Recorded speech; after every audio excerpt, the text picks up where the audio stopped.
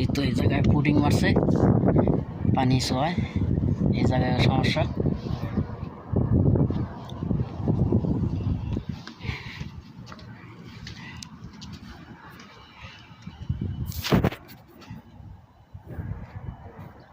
তো এটা এখন খুলি, ঠিক আছে।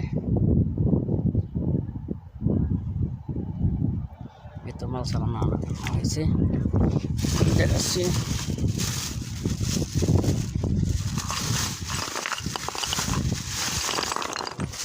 এই তো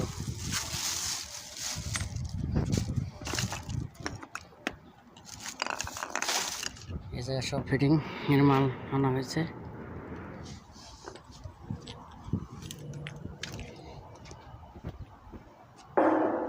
এটাকে নাগগাছ বলে,